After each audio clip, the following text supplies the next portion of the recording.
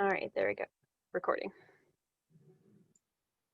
Welcome, Knickknacks Corner. Today, I am joined by Kfox from over on her channel, Kfox. Her link will be up here and down here. Go and visit her channel. It's fantastic. We're going to continue our Tolkien talk with the Two Towers. How are you doing today, Kim? I am great. How are you? Doing fantastic. Everything's been Ready? going well. Yep. My daughter may run in and out, but this is life. This That's dad life, okay. okay? Yep. I have a cat back there. He might disrupt me, but that's about it. That's all right. Um, So we left off with the Fellowship of the Ring. People Mhm. seem to be really enjoying our conversations that we're having here, Yeah. so I'm really psyched about that. Mhm. Um, what did you feel about everything we've talked about so far for The Hobbit and Fellowship of the Ring? Do you Mhm. feel that after our conversations you're feeling more connected to the story, or are Yeah, you I mean, it yeah? definitely it's good because I have memory issues and rehashing all of this kind of brings me back into it and makes me think about it again more. And on top of that, I am learning some from our conversations, and that's exciting.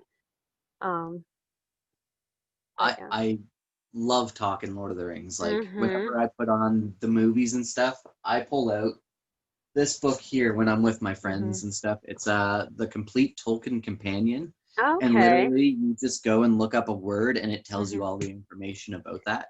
That's And exciting. yeah, so I've always been argumentative when it comes to Tolkien. Uh-huh. So Yep. I love being able to sit down and do these discussions. I Mhm. did them with my friend Jake where we talked about Mhm. Pippin saved Middle Earth and all that sort of stuff, which was Okay. fun. Yep. But yeah, uh, Yeah. You and I may butt heads a little in this one because The Two Towers was my least favorite out of Lord of the Rings. So we'll see. you know what? I might be inclined to agree with you, Mhm. except for I think Helm's Deep is among one of the best parts in the entire trilogy. Okay, I can give you that. Honestly, the first half of the Two Towers was probably my favorite part in the entire trilogy, but I think the disappointment in the second half was what made it such a rough read for me. Well, also, Tolkien completely changed the way he's writing books as well at this Mhm. point because we have a singular view with the Mhm. Fellowship of the Ring.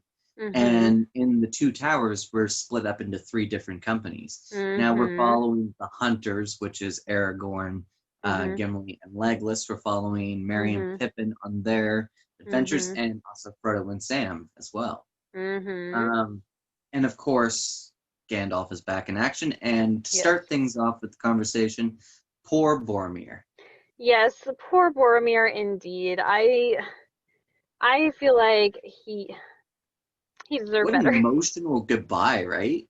Yeah, it was I, good. the way Tolkien wrote that, I found was Mhm.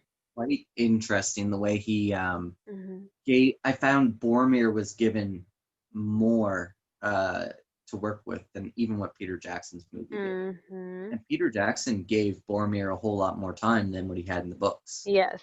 Yes. So I thought that was something that was really interesting to see Tolkien bring Boromir's redemption to life, because his Mhm. redemption in the book is phenomenal. He is fighting tooth and nail to try and Mhm. save Merry and Pippin, Yeah. and there's absolutely nothing he can do. And this is like Mhm. where our book starts off, which I think is Yes. really crazy because we're starting off in the middle of like the Yeah. Uruk-hai coming in and attacking, Yeah. Boromir fighting to save them, Merry and Pippin getting dragged off. Frodo and Sam have Mhm. already crossed the river; they're over there now, and Mhm. you know it's just so exciting, such a great way to start off the book. And Yes. I really truly felt Aragorn's and Boromir's connection Mhm. really becomes a lot deeper Mhm. at this point in time, to the point that Aragorn even is like now extremely adamant on becoming king, Yes. even more so than he was before. Mhm. Yeah. Um, so, what did you think of that whole area there where Boromir gave his life to defend the little ones?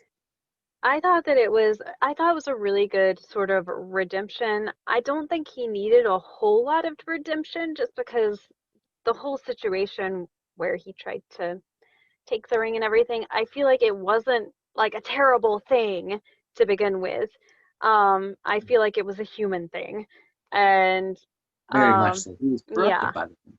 Yeah, exactly. And so, but I feel like it was very in character for him because, he was always like there were just little bits and pieces of him just looking after the hobbits constantly throughout. And so for him to sacrifice himself to save hobbits made a lot of Very sense to heroic. me. Hmm. Like, and he is a central part in the story, and it's so sad, but also shows that Tolkien is not afraid to kill off his characters, Yes, that's true. regardless of what anyone says. Because I've read people who have read George Martin, and they're like, "Yeah, Tolkien's afraid to kill characters, unlike George." I'm like, but Tolkien killed Gandalf, Yeah. and he And killed Boromir, all in very quick, rapid succession. and in all honesty, I think that what both Bilbo and Frodo went through, less so Bilbo, more so Frodo, is kind of worse than death. Like It's a that's death of his lasting character. ramifications. Yeah. Uh, It most certainly is because he's never the same afterwards. Like mhm. Frodo went from being happy and jolly to, Mhm. solemn almost, Yeah. solemn and stoic at the end because he Mhm. was very. Before he'd be like very jolly, be drinking, having fun and stuff with his Mhm. friends, and at the end of it, he's just kind of like, yeah, this is what I got to do. It's time for me to, pack it Yeah. in. Yeah. I'm pretty sure the White Havens is also kind of like a call to like going to heaven sort of thing. Mhm. As Yeah. but we're not quite there yet. No. So we follow. I believe it's the hunters first, isn't it? In Yeah, it is. the Two Towers. So we Mhm. follow Gimli and Aragorn and Legolas as they go into um, chasing down the Uruk-hai inside Mhm. Rohan. I think they actually Mhm. make for the Gap of Rohan first. I believe Mhm. is where they're heading to. Yeah. And did I can't remember. Did they come across Aramir and the Yes. Riders of Rohan there? Yes, Yes, they they did. did. Because this is one of my favorite scenes. Okay, then I you shoot. Okay, well, I just thought it was really funny because first off, the Riders of Rohan are going by, and so Gimli, Legolas, and Aragorn are all like hiding with their special elven cloaks, and so they don't see them, and they, ride on by, and then like after they're pretty much past, Aragorn just decides to pop up out of the grass and is like, "Hey guys," and so then the riders are all like, "Really, like, what are you doing here? Who are you?" Like, Where'd you come very from? exactly, very surprised and very thorny about it. And just that entire encounter was just them yelling at each other, like essentially. I mean, not actually yelling, but I mean, it's it. This comes down to like why is there mhm. an elf and a dwarf here Yep, in the Monarch? Like this yep. doesn't make sense. And they're all just sitting there arguing and just suspicious of each other and mad at each other for being suspicious of them. Like, how dare you? How dare you be suspicious of me? I'm suspicious of you. And it's just this really funny. Like, as I was reading it, I was just like, this is ridiculous. Can we Well, just communicate? was it you who gave me the unpopular opinion that Tolkien's stuff is funnier in the book Yes, than it is in the movie? it Um, was. I 100% agree. I find the book Yes, to be quite funny. The interactions between yes. characters is And hilarious. this entire scene had me cackling. Like I was just laughing from the beginning where Aragorn just pops up out of the grass and then they just start yelling at each other. And I was like, oh my gosh, this is like I'm just imagining this happen like in my head and I'm like, oh man, someone needs to put out like Lord of the Rings the comedy because this I whole think thing they was should do. amazing to me. I think they should do an animation, and it should be Mhm. a comedy, like an Yes. adult comedy. Make it a Yes. stoner comedy. That would be the Yeah. best thing. Yeah. That Yeah. would be great. Make it Uh a cartoon stoner comedy. The Hobbits, it'd be so funny because, like, even I'm mhm. jumping ahead here, but like when the hunters and all of them show up in Mhm. Isengard, with Oh my Merry gosh, and Pippin. I love that scene Like, so that much. is so funny. And that's in the second half of this book, right? It's towards the end of the first half, I want to say. I might be lying though. I can't quite remember in which order it goes. I can't really remember. I just remember it felt like a dramatic split where the first half was the hunters and Merry and Pippin, and then the second half was pretty much Frodo and exclusively Sam. Sam and Frodo. Yeah, yeah. Um, Um, but so I could be lying. we talked about Gandalf dying in the first Mhm. book. What did you think of him coming back to life as Gandalf the White? Like they Yeah. saw the White Wizard kind of just show up, Mhm. blinking here and there while they're hunting for Merry Mhm. and Pippin and stuff. And I Yep. love that because they're like, it's Saruman. And I'm like, no, it's not. Yep. And it's probably the first time in this series that I had wished that I'd read the books before seeing the movies. Because I had seen the movies, so I knew who it was. I knew it was Gandalf. I was like, "Oh, look, there's Gandalf." And so I think it was, yeah, it like throughout the rest of this book, I was glad to have that additional imagery and that sort of thing. Especially the Battle of Helm's Deep. That was like I feel like that was a really I good translation love the from page part to where screen. Aramir is like, for the Riddermark, and Hmm. or no, was it Fairlango or something like that? I think so. Yep. Yeah, something like that. And then Aragorn was like Hmm. running in like Underworld, and the two of Hmm. them are fighting side by side. I always Hmm. have so have you ever read any of the Quran about like Jesus and Muhammad fighting together against I the Antichrist haven't. at the end of days? I So haven't. they believe that Christ is going to come back and join Muhammad and fight against the Oh, Antichrist, and they're okay. gonna fight together. So whenever I think of that, I think of Aragorn and Faramir running side by side with swords ready to go. And I like that. I like that imagery. for the I mean, Bible, yeah. for the Quran. Yeah, yeah. And I'm just like, Uh, it's just that's my image in my head when I think mhm. that, and I just find it so funny. Yep, I Um, like that. I loved the entire. So before we get there, we go and we see Theoden being corrupted. Yes. Of course, Gandalf sends Merry and Pippin on their way with the Ents, Yes. and I love the Ents. By the way, we're going to The talk the about them in a yeah, I was gonna second. say, can we talk about the ants in a minute because I we love the ants. we will. I want to get through Theoden's Okay. corruption at this point Okay. in time. So Theoden's corrupt, and obviously Gandalf comes back. Now, Mhm. here's the thing: a lot of people are like, "Did you ever see that meme where they have the Harry Potter dude, Dumbledore, kind of like, here, follow me," and they kind of like swirl around there in Mordor and they destroy the Mhm. ring, just Frodo Oh, and Dumbledore. It's no, like, I never saw boom, the that. story's over. Uh-huh. So they did that, and someone was, and I was like, yeah, and Aragorn doesn't become king, Gandalf Mhm. doesn't become the White, Yep. and there was a bunch of other things, and the person's like, Gandalf would become the White because Saruman's not the White anymore. I was like, no, Gandalf died and met Yeah, Eru. he had to die in order to Like, become the white. Like he it didn't just died it's not just and an met. automatic promotion. No, he died from fighting the Balrog. He got reborn as Gandalf the White by the god Eru. Mhm. Like that was not, Eru couldn't just go, Gray, you're now white. Yep. No, Surprise. he had to die to do this. Yeah. He even said he spanned space and time for millennia before he came Mhm. back, Yeah. like, gaining all this information and knowledge. Mhm. And it's ultimately what helped push the entire thing to the end. And also, if you did that, Denethor doesn't become uncorrupted. Mhm. Rohan stays as an enemy state. Isengard probably stays the way it is Mhm. because the world of men is now split. Yeah. And I was also like, Aragorn doesn't become king. Well, guess what? They're like, yeah, he would. I'm like, do you really think Denethor would hand over the lordship Yeah.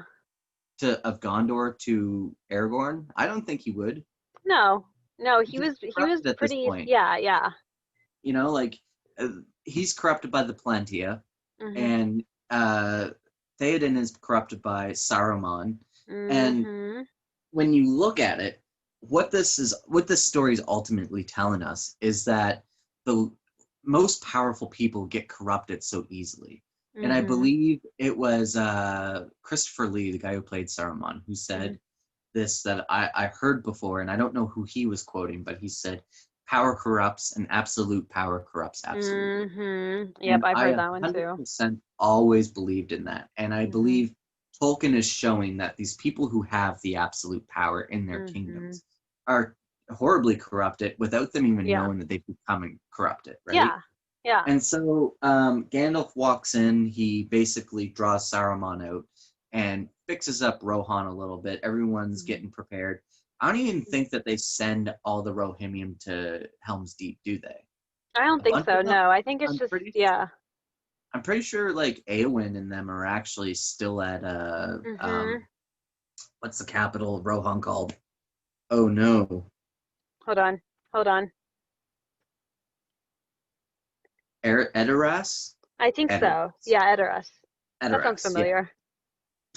Brain not working. That's That okay. was Like I almost said, my bad. memory doesn't work anyways. I'm just happy that I can remember Legolas and Gimli. Edoras, yeah. Yep. So so I believe there's still like a chunk of people still there when Helm's Mhm. Deep is taking place. Yeah. So Théoden calls everyone to Helm's Deep because it's a great defensive place to Mhm. start off. And of course, the Uruk-hai come in. Now, we don't know how many Uruk-hai are actually there at the battle, Mhm. as opposed to the movies where they're like, there's 10,000 strong. Yep. And Yep. it's like, um, the Grey Company hasn't shown up yet, correct? The Grey Company shows Correct. up in Return of the King. Yeah, Yeah. Yeah. When the dawn after comes. Helm's Deep. Yeah. Mhm. So this is the hunters and the Rohirrim in Helm's Mhm. Deep. I don't think there's any other people there, is there? I Like don't think so. I know that there's no elves like in the Mhm. movies. That didn't happen. Yep. But they actually end up. Who did Gandalf bring? Gandalf brought the horns. That's That's what it yes. was. That's right. So Yep. Gandalf ended up bringing the horns to Helm's Deep to help Mhm. finish off the Uruk-hai, and that's essentially what ended up allowing them to win, which I thought was a lot better than what they did in the movie for it, Mhm. because Rohan did it on their own. Yeah. They were hurt. They overcame their problems, Mhm. and with the help, like Aragorn was there to help, but he wasn't the end all be all. Aramir Yeah. was just as important. Theoden was just as important as well. Yes.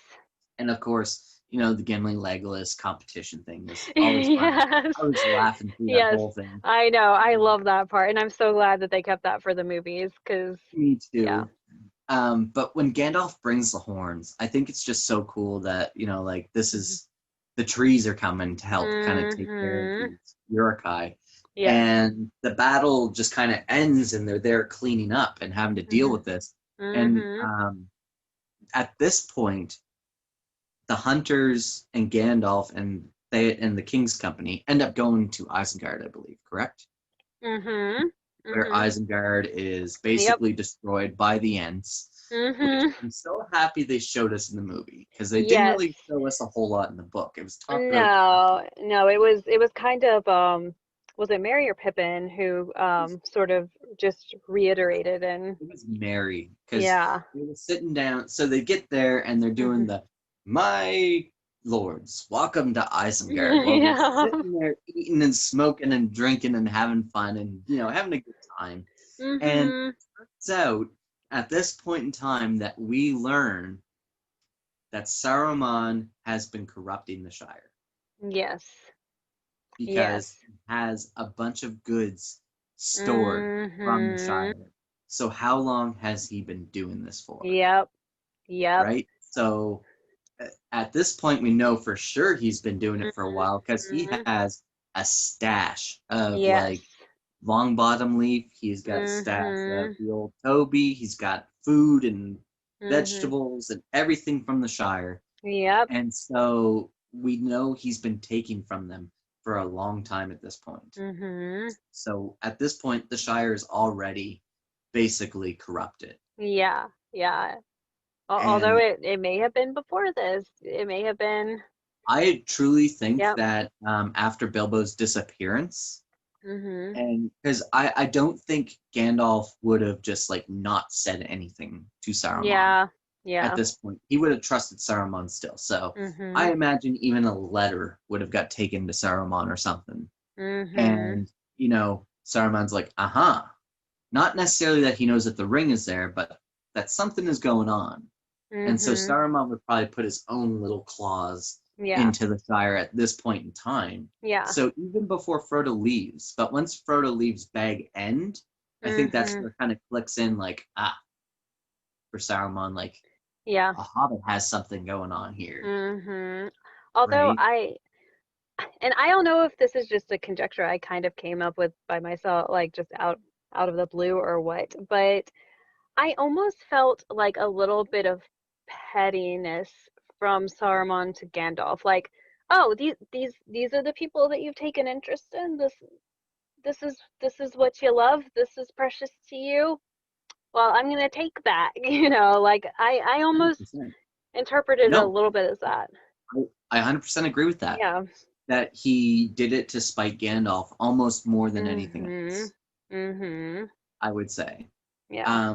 And I found that to be quite interesting to see how that went because even at the end of it, Frodo has Mhm. so much like admiration for Saruman because he understands that Saruman is a god. Mhm. He's a Yeah. demigod. Like you shouldn't be treating this guy like he's just anyone. Yeah. But even then, like he is still corrupted, and that corruption has Mhm. been so deeply set in Saruman at this point. And Mhm. here's another thing. I talked about Denethor and Theoden.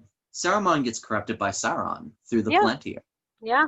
So there's another instance of absolute power being absolutely Mhm. corrupted Yeah. Oh, because absolutely. Yeah. Saruman has the power of all the wizards at Yeah. this point in time, right? So he could be essentially, you know, take all that. Now, the Mhm. thing I loved was when Gandalf like broke his staff and like took the staffs. I think there was Yeah. more staffs than just his, but they end Mhm. up going in there and like taking his stuff from him. Yeah. Yeah.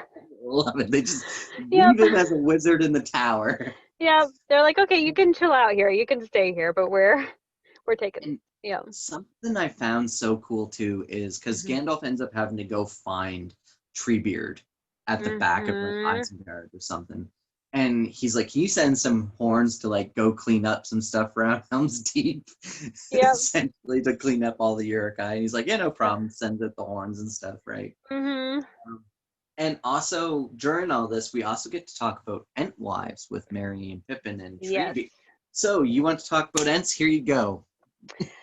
Well, I guess okay, I had such mixed feelings because I loved the int so much. And then when I learned about ant wives, I got so upset. I guess is the best word to put it. Because it was a mixture of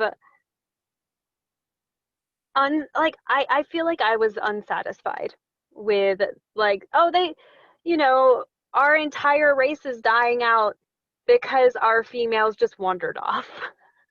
I don't know if that's true now. Okay, so Mhm. First Age, you read Silmarillion. Yes, yes, yes. Um, Shelob's mother. Mhm. But she, She ate, yeah, she ate the trees with the light and the, yeah, I forget what they were called, but the trees of light. she was eating trees. So Yeah. my thought is, did she eat some Entwives? Oh. And then that's what happened to the Entwives. Maybe. Yeah, and the ants just don't know. They thought that they just kind of wandered off. Yeah, because they But just one day disappeared, right? So mhm. my thought is like, because how long has the Entwives been missing for? We don't know. That's That's not true. That's That's true not because information ants, we yeah. have. And Yeah. Ents are among the oldest living things in Middle Earth. Mhm.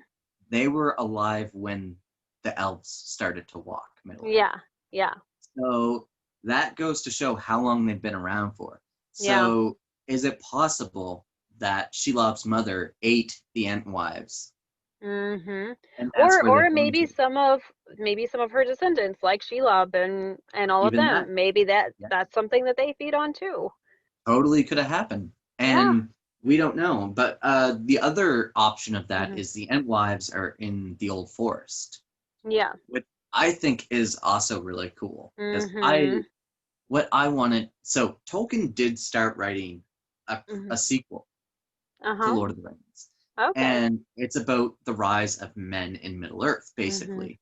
Orcs are gone at this point in time. It's like 150, it's like 250 years, 150 years after Lord of the Rings. Okay. Aragorn's dead and stuff. Like his son Mhm. is ruling Gondor now Mhm. and all that sort of stuff. And I found it to be quite interesting looking at that, thinking to myself that they were that they could possibly be Mhm. traveling ents to the Shire, because Legolas ends up going and creating a little elf thing inside of Fangorn, Mhm. and Gimli ends up making his dwarf home inside the Glittering Caves. Yeah. And so my thought is when Merry and Pippin make their journeys back and forth, I wonder Mhm. if they ever took Ents with them back to the Shire to like see, Yeah. because that would have been very interesting to check out. And like I'd be Yeah. very interested to learn more Mhm. about what happened to the Ents. Yeah, absolutely. Absolutely. 'Cause- Because yeah, I guess my general interpretation is that they sort of all just sort of became trees and, or And that's the died. thing, it's like what separates a horn from an ent? An ent is just a more intelligent horn, right? So Mhm. something that has more sentience, I guess. Mhm. So what's to say that the ent wives had sentience? That's fair. They could be horns as well. I don't know. If Yeah. someone else knows more about the ents than I do, Yes, especially please especially the comment ant down wives. below. Because for me that was such a disappointing thing because I loved the ants so much, and I'm definitely the type of person where like whenever I read fantasy series, I'm looking for the thing that I would want to be. And so for me, when I came across the ants, I was like, this one right here. And then it got to the ant wives, and I was like, oh, never mind, I guess. Well, did you see Daniel Green's thing there where he does something about Tolkien talking today? He says, Yes, "What language do yes. your trees I'm like, speak?" where's your tree speak? I want the t-shirt. I want that t-shirt. I love it. I thought that was hilarious, right? Like, just so funny. Yes, What language do yes, you? Oh, you're writing yes. fantasy, are you? Yeah, I am. What language do your trees speak? Yeah, what language do you choose? Yes, that was so well done. I loved that one. Goodness. Yes. Yeah. Ah. So at this juncture, I think we skip over to Frodo and Sam Mhm. and their journey to meeting Gollum Yep. and entering Middle Earth. Yep. Um, it's very interesting to see how this all plays out because I totally spaced there. I'm gonna Mhm. get you to pause because Ash is coming up. So Okay. yeah. Okay. Pausing. Okay. So now we're discussing Frodo and Sam, their meeting with Gollum, and their departure from the Fellowship into Mordor, Mhm. and all the way up to Shelob's lair, Yes. which I totally forgot was in the Two Towers. Yes. Yes. I totally forgot that happened. Anyway, Mhm. so starting off with Frodo and Sam, they left their fellowship. They're across the way there. They're climbing up the mountains. They got this skulky Gollum creature chasing them Mhm. down now. Yep. What did you think of that interaction with Gollum when they Um, first catch him? So there's a lot of honestly, contention there between them. yeah. It was the situation where going from, Helm's Deep and Isengard and everything, I felt like I hit a wall whenever flipped over to Sam and Frodo. Like it suddenly just got so slow and It's such so a jarring change yeah. because you're like, okay, now we're gonna go back to the beginning of the story Mhm. and we're gonna follow what's happening, right? Yes. Um, I can totally see where that is, but do you know what? Um, in my 30 plus times of reading these books, Mhm. I have never enjoyed Frodo and Sam and their storyline more than I did this read. Okay, interesting.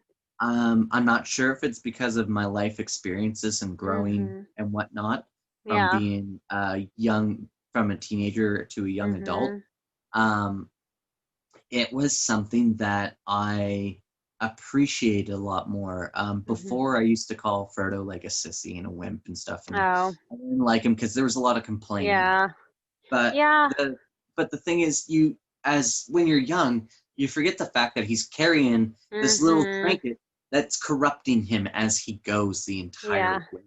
And you can't just like take it at face value. You got to look Mhm. at the deeper rooted issue of Yeah. what's going on. Yeah. And like Sam is always the optimistic one. He's always like Mhm. there trying to lift Mr. Frodo up, Yes. not like spiritually. He's trying to keep him Yes. going, and that's such an important factor into their story. And Mhm. their friendship and bond that they make with each other is so Mhm. fantastic through the story, Yeah, absolutely. especially the way it grows. Sam will Mhm. do anything for Frodo, Yes. anything. And Like he's there for it all. mhm. And I Yeah, do love their friendship a lot. And I think a lot of people talk about Sam doing all this, but I do think that Frodo does what he can for Sam as well. oh, definitely Yeah. does. Yeah, He because he's yeah. very loving towards Sam as Mhm. almost a father figure. Mhm. It's the way I see it, is he's almost Yeah. a father figure to Sam. And like I really enjoy the dynamic the two of them have, especially when Mhm. they involve Gollum as well, because Yes. once you involve Gollum, you see Frodo at first thinking like, I should kill him and be done with this Mhm. right now. And then he decides to pity him, like Bilbo Mhm. has, and Gandalf and Aragorn and the Mirkwood Mhm. Elves and everyone who's Yep. ever come across them, because he Yep. is literally corrupted beyond the point of saving them. Mhm. And I found this to be quite interesting to see Frodo try to save him.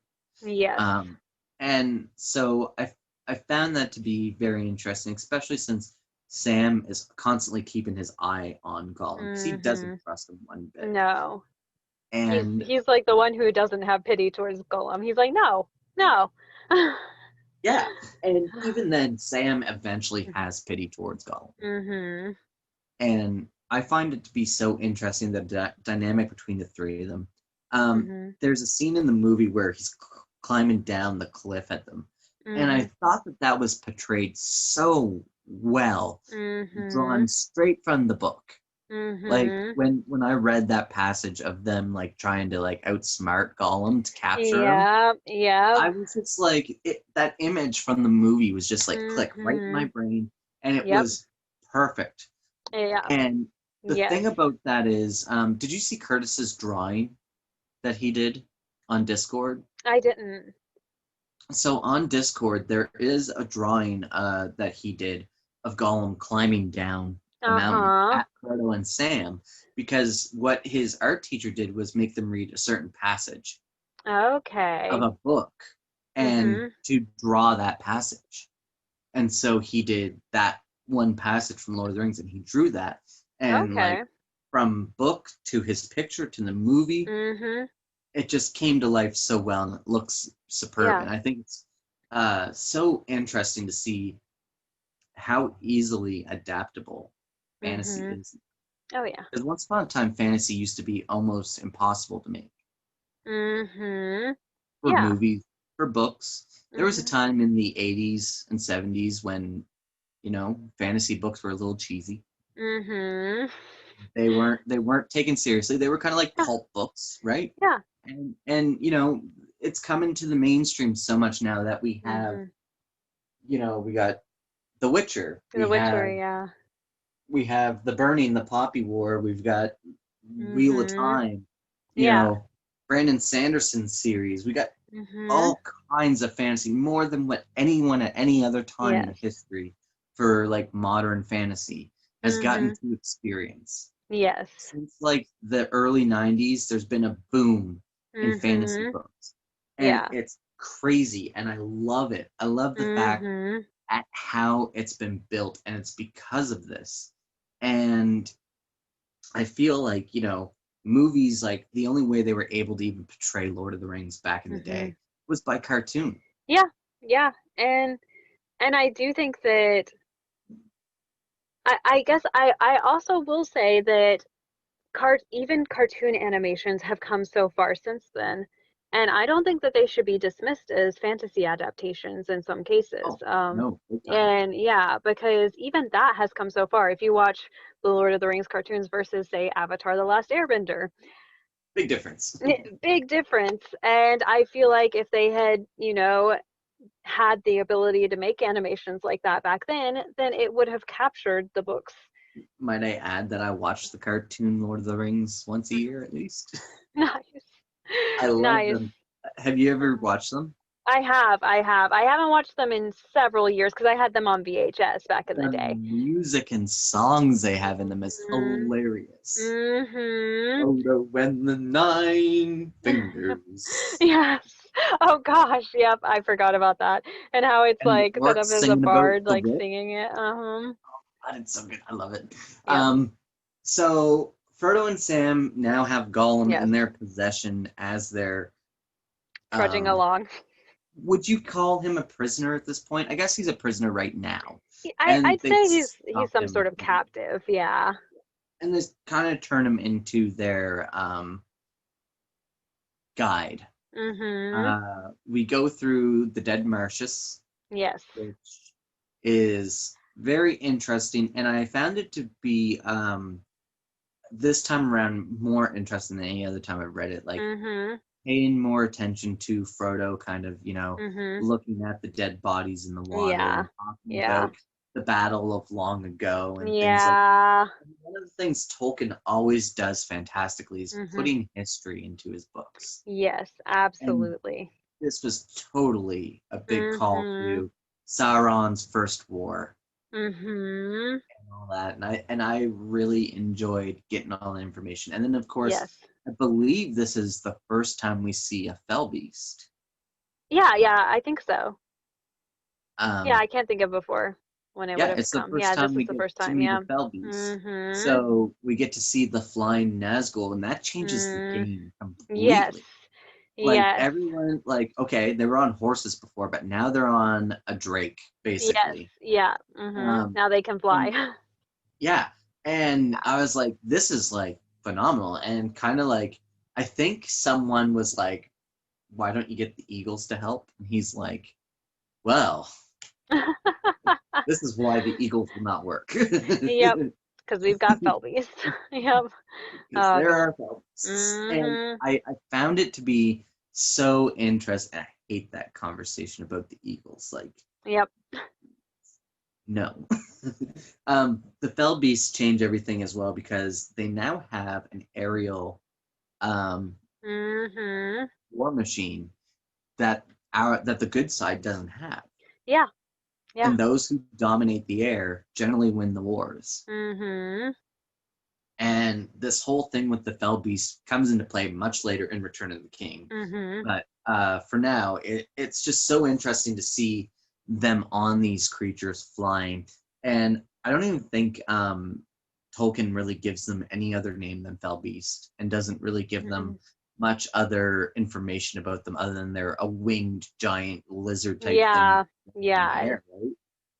And so I found that to be quite interesting. We get up to the Black Gate, where we Mm-hmm. see, it's not going to be possible to get through the Black Gate. And No. I don't know why they thought they were going through the I Black Gate. know, like, let's just go to Like, the front door. Like, really, guys? because Really? when Just, I'm breaking into a house, I yeah, totally sit in the front door where everyone can see me on the exactly. street. Exactly. You just push the doorbell until somebody opens it, right? Like, Open the door. And like it's this big giant contraption that uses mhm. ogres to open them and shut Yeah. them. Yeah. And like you think you're so do you not remember Moria, guys, like where there were 8 of you versus an ogre and Yeah. we couldn't kill it? Yeah. And now you're talking about walking into this place that's probably got Mm-hmm. however many ogres like just standing Yeah. around as guards. Yeah. Like Uh, um another thing I found very interesting is the Easterlings, the mm-hmm. men that ended up going to fight for Sauron. Yes. They have their own control over themselves. Mm-hmm. Do not.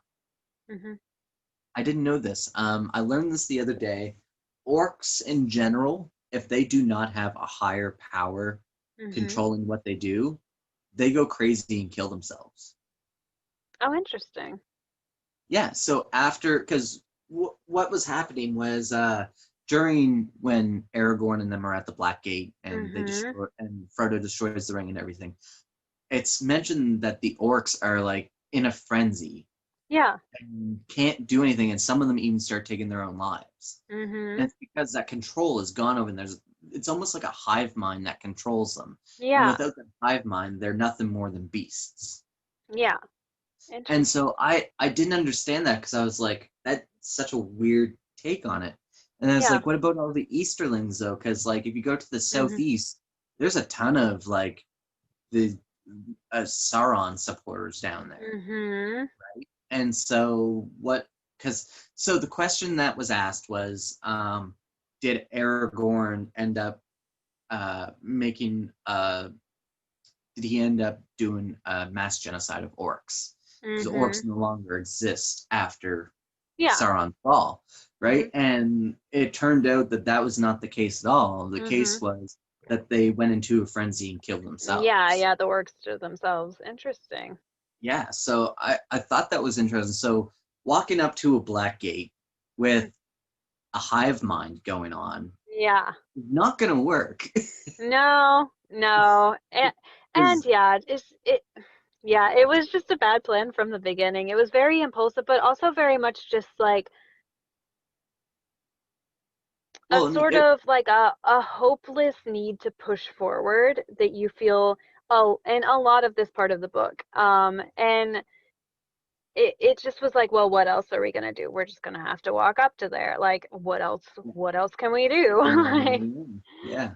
yeah. Um, and I found that to be quite interesting to see how they went about it because the Mhm. entire thing is about being in secrecy. Okay. And Yeah, yeah. like taking the ring and destroying it in secret. That's the whole thing Mhm. because the enemy is out there looking for the ring, trying to Yeah. recapture it, to Yeah. rebuild the thing. So it's always been a hopeless hope Mhm. to send Frodo to get it destroyed. Mhm. And actually, I believe Elrond and all them didn't even think that Frodo would even make it. Yeah. They kind of just thought like, we're gonna try, Yeah, if but if anyone can do it, it might as well be this guy. yeah, and if he can't do Yeah. it, then it's not gonna get done. Yeah. And that was basically the way they saw it. Mhm. And I thought that was very interesting because if Frodo is not wasn't up to the task or even became Mhm. fully corrupted by the ring, Yeah, yeah. which I'm surprised he didn't because Mhm. you have these stronger, more powerful beings, well, Mhm. specifically Saruman, who Yep. becomes corrupted by the Palantir. The Mhm. Palantir should have less corruptive abilities than the ring. Yeah. Yeah, that's yeah. In my mind. So the fact that Frodo held out for so long, Mhm. I found that to be quite an interesting take on it because he was very much not corrupted for a long time. Like he Mhm. was fighting the corruption. Yeah, And yeah. I believe in the Dead Marshes, when the Nazgul is overhead with his fell beasts, Mhm. he's even having that moment of wanting to put on the ring. Mhm. And, Yeah. Sam and Gollum kind of stop him from doing it because they don't want to get the attention of the ring wraith, Yeah, yeah, yeah, right? exactly. Um, and so Black Gate, we find out we can't get into the Black Gate. So Gollum decides he's going to take them Mhm. up to Shelob's lair. Yeah. Uh, Frodo and Sam get captured by Mhm. Faramir along the way and Mhm. his crew. I personally love Faramir so I much in the I book. was I was actually really excited when that happened, partially because I was excited to meet Faramir, partially because I was like, thank goodness it's somebody besides just these three. Right? I need it Something's more. happening. It is very drawn out at this point Mhm. in the center. Mhm. And In fact, I think a lot of people, if they somehow make it past up to the Council of Elrond and Fellowship of the mhm. Ring, because most people drop out before there, because there's like Yeah. Yeah. that much book of like Mhm. talking, Which yeah, and which I liked. I liked all of that. I love it, but not uh, everyone does, and it's a mhm. very slow read. And Mhm. I've been learning this because I just read Lord of the Flies, and the writing style was terrible. Yeah. But the information in the book I loved. Mhm. So it's one of those things that I can see people loving the story of Lord of the Yeah. Rings, but not enjoying reading it. And Yeah. I disagree full-heartedly with them, Mhm. but Yeah. that is something that I can totally understand because Tolkien's writing style is very jarring, very Mhm. strange. Mhm. Um, he really like did something really different here when he broke up everything, right? Yes. Because like he could have very easily went like chapter of Aragorn, chapter of Frodo, chapter of Yes. this, I and I would have. This would have been so much easier for me I if think he it had would have done been that. a lot easier for a lot of people to Mhm. consume. But at the same time, I loved having like chunks of short stories myself, Yeah. Yeah. you know, I because think it I would have didn't liked it more if I'd liked all the short stories. see. I think that if he did it the other way, Mhm. you would probably be more confused at some stuff Mhm. because you got to think there's so much happening in these sections that Mhm. because like I said, after Council of Elrond, Lord of the Mhm. Rings just starts going boom boom boom boom boom boom, like things are Mhm. just happening, right? Yeah. Takes forever to leave the Shire, but once they're out and they're gone, Yeah. it's going, it's off to the races. And Mhm. so at this point, even when it's slowed down with Frodo and Sam, we get Mhm. caught up with Faramir and them. Yeah. And even then, Faramir is an amazing character. He is so good. Mhm. Yes. He even doesn't even capture the hobbits and Gollum to take with him. He Yeah. leaves them in the wild, Mhm. which I thought was phenomenal. Yes. It was And something that he, well, go ahead. and I was just gonna say, and I just love how like even though he like knows that Frodo has what was it what is it that he calls the ring, the Bane, Isildur yeah, Bane. yeah, it's that word Bane. But even though he knows that and he like wants to ask all these questions about it and everything, he's like, oh hey, oh okay, I get what you're saying. I get, okay. We're just gonna kind of Yep, leave it part there. ways. Yep. Yep. And And I thought that was so good of him because in the movie, mhm. I found that they almost made him corruptible. They also, yeah, they made him a lot more, especially with the first encounter, like he kind of seems like a jerk at first in the movie. Like I remember whenever I watched the movie, I was like, so is this guy a bad guy? Like the first time, I was like, Nope. are we worried now and that sort of thing? Versus in the I book, mean, that doesn't come across at all. It's his his character development in the movie is good mhm, in the sense that he moves mhm, from corrupted to not mhm, being corrupted and being wholly pure, pretty much. mhm, In the book, he starts off as wholly pure. mhm. He's already there. He's the good son. Like Boromir Yeah. was the victory son. Like it didn't matter Mhm. what it took for Boromir, he was getting a victory. Yeah. For Aramir, he had to find other ways to deal with things. Mhm. And I found that this was really a fantastic show of his character, Mhm. especially since it was so short Mhm. and it's just like a glimpse into what we're going to get in the next book. Yep. It was tragically short. I was like so excited whenever he was introduced, and I was so excited, and I was like, yeah, now we get to hang out with him, and then he was gone, and I was like, oh, Of course, the Forbidden Pool, they go yes. down and they're threatening to capture Gollum. And even Mhm. then, I think they beat up Gollum a little bit, but not as bad as what they do in the Mhm. movie either. Well, I didn't even read it as them beating him up. I read it as Gollum just being dramatic. Um, like Yeah. I like because he was like they captured him and they had him Tied tied him up around and his everything. wrists and he was like, Yeah, oh, it's it's the funny. worst thing ever. Oh my gosh, I'm tied up. It hurts, and like all this stuff. And I'm like, okay, calm down. They're less violent towards him in the book than they are Mhm. in the movie. Yes, And I found absolutely. that to be another thing that shows Faramir's character. And Mhm. that's something that I really enjoyed about it. That, Mhm.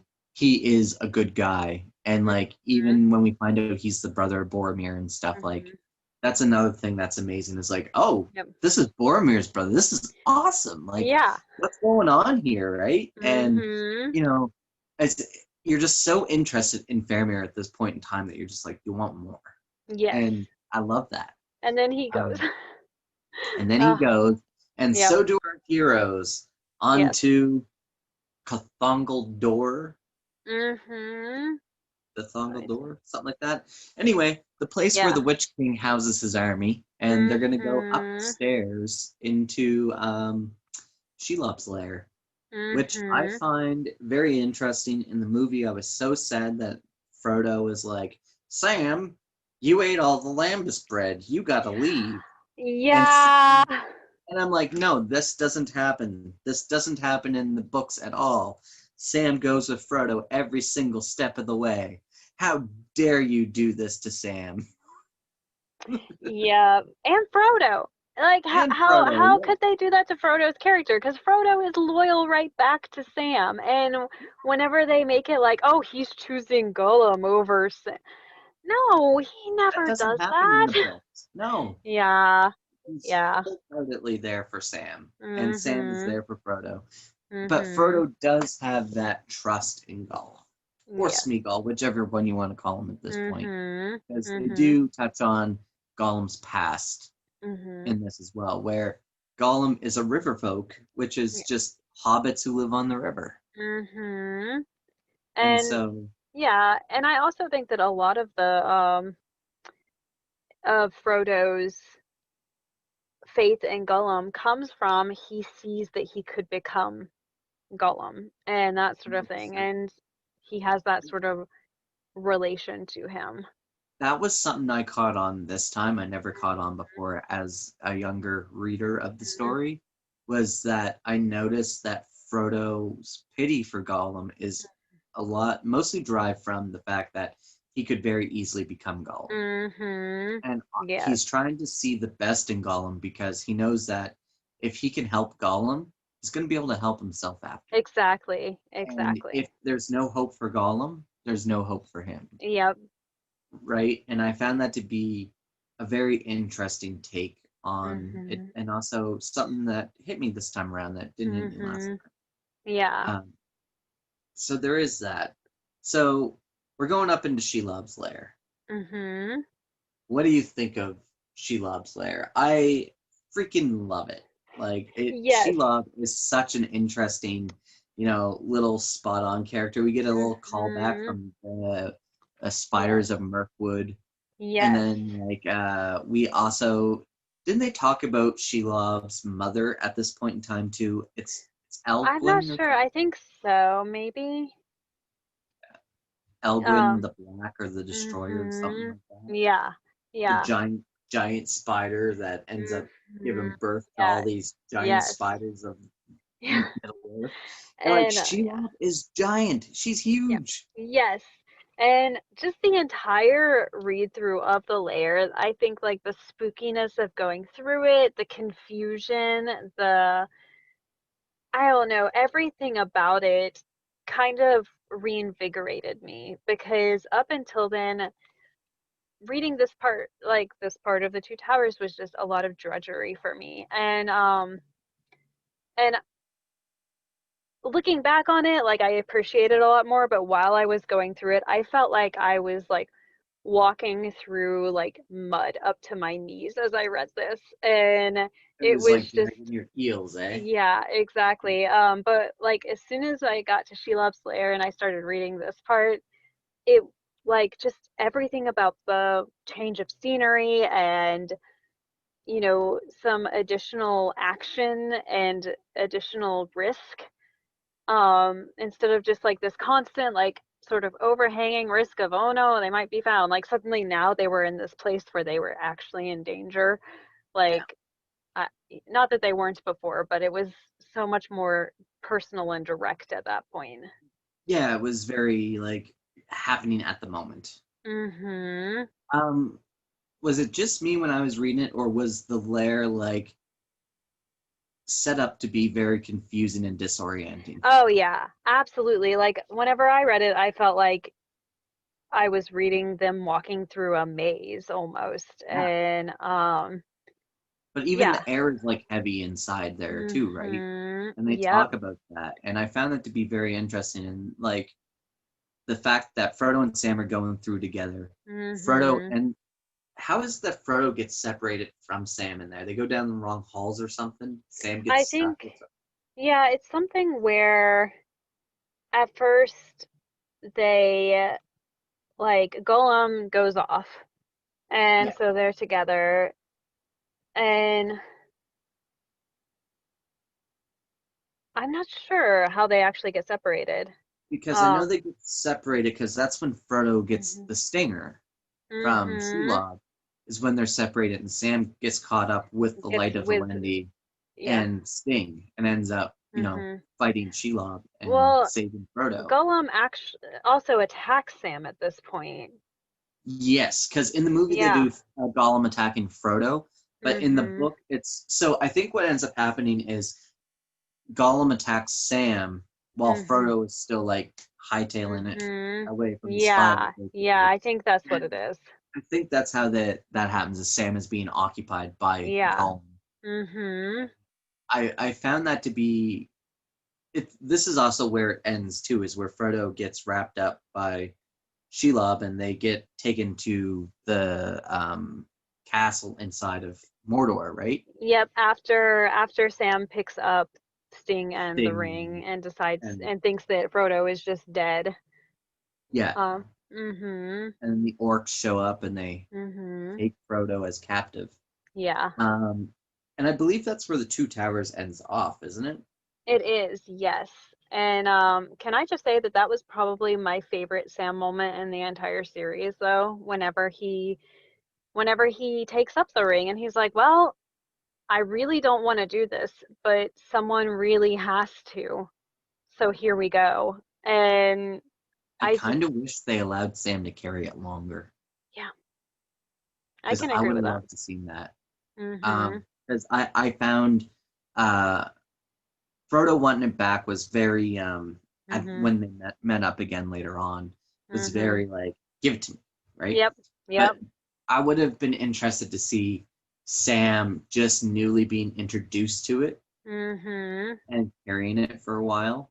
Yeah, because I think it would have, you know, he was stronger against it at that point. So he would have had an easier time. He might have been able to just throw it in.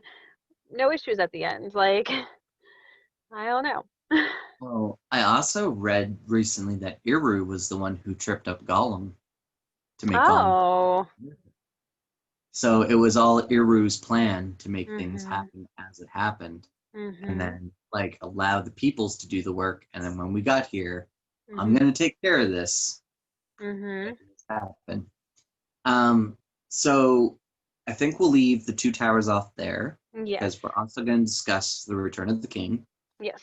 And I would like to get into that full heartedly very shortly so that we can discuss that one next. Yes. Absolutely. Okay. So, yay, two towers. Well, everyone, thank you very much for joining the Two Towers conversation. Join us for next Saturday when we talk about the Return of the King. And we're going to wrap up our thoughts on the books and everything. Mhm. So, yeah, thank you, Kim, for coming on the channel. Of It's course. been a pleasure. Thank you for having me. No problem.